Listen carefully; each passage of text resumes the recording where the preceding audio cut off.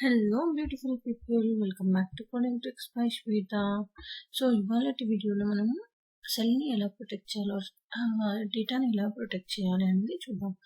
అంటే మీరు చూస్తూనే ఉంటారు లైక్ బ్యాంక్ వాళ్ళు పంపించేది ఎక్సెల్ షీట్ అది పీడిఎఫ్ ఫైల్ ప్రొటెక్షన్ ఫైల్ పంపిస్తారు కదండి. అలానే ఇక్కడ మనము ఎక్సెల్ షీట్ని అంటే ఈ డేటాని ఎలా ప్రొటెక్ట్ చేయాలి అనేది చూద్దాం.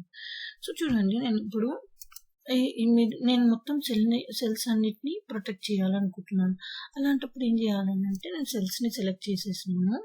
సెల్స్ని సెలెక్ట్ చేసి రైట్ క్లిక్ ఇచ్చేసి ఫార్మాట్ సెల్స్ అనండి. ఇక్కడ చూడండి, ఫార్మాట్ సెల్స్ అని కనిపిస్తుంది కదండి. ఈ ఫార్మాట్ సెల్స్ని క్లిక్ చేశాక ప్రొటెక్షన్ అని ఉంటుంది. సో ఇక్కడ కనిపిస్తుంది కదా ప్రొటెక్షన్లో లాక్డ్ అనేసి క్లిక్ చేయండి. సో మనం ఇది లాక్డ్ అని క్లిక్ చేసినంత మాత్రమే మనకు అది ప్రొటెక్షన్ మోడ్లోకి వెళ్ళదు. సో అప్పుడు ఏం చేయాలి అని అంటే అది చెక్ చేసుకొని ఓకే అనుకున్నాక then we should go for రివ్యూకి వెళ్ళేసి ప్రొటెక్ట్ షీట్ అని ఉంటుంది. ఇక్కడ ప్రొటెక్ట్ షీట్ అనేది ఉంటుంది, కనిపిస్తుంది కదండి. సో ఈ ప్రొటెక్ట్ షీట్లోని క్లిక్ చేయాలి. సో ఇక్కడ ఏమైతే మీరు ప్రొటెక్ట్ చేయాలని ఫస్ట్ పాస్వర్డ్ అనేది ఇవ్వాలి. సో పాస్వర్డ్ నేను 1 2 3 అని ఇస్తున్నానండి.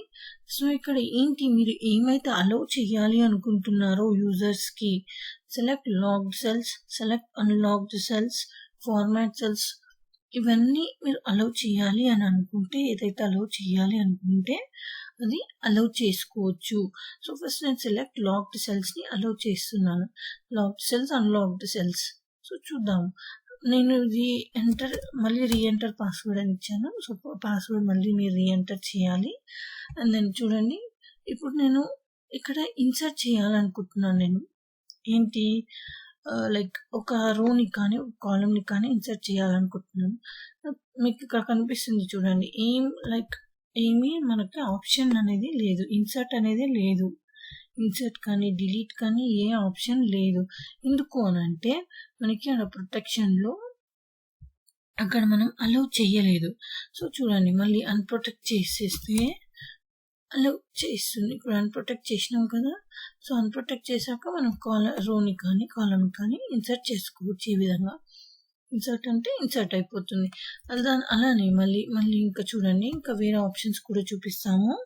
సో ఫార్మాట్ సెల్స్, ఇప్పుడు మనము అది లైక్ ప్రొటెక్ట్ చేసినా కూడా ఇన్సర్ట్ చేయాలి అనుకున్నాం అనుకోండి, కాలమ్ని కానీ రో కానీ ఇన్సర్ట్ చేయాలి అనుకున్నాం అనుకోండి.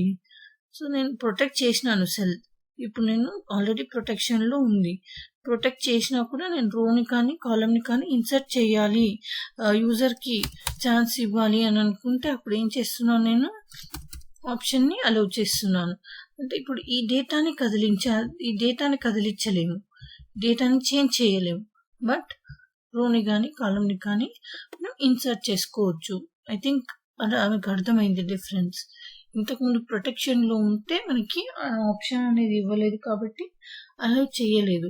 ఇప్పుడు నేను ఇప్పుడు సెల్ ప్రొటెక్షన్లో ఉన్నా కూడా, ఇది టేబుల్ ప్రొటెక్షన్లో ఉన్నా కూడా ఏమవుతుంది, కాలమ్ని కానీ రోని కానీ ఇన్సర్ట్ చేయగలుగుతున్నాను. సో మళ్ళీ అన్ప్రొటెక్ట్ చేస్తున్నాను 1 2 3. దెన్ అగైన్ ప్రొటెక్ట్ షీట్ అనేసి మీకు కాలమ్ని డిలీట్ చేయాలనుకున్నా, రోని డిలీట్ చేయాలి అనేసి ఏ ఆప్షన్ ఇవ్వాలి అనుకున్నా ఆ ఆప్షన్ని ఇచ్చేసుకోవచ్చు మీరు.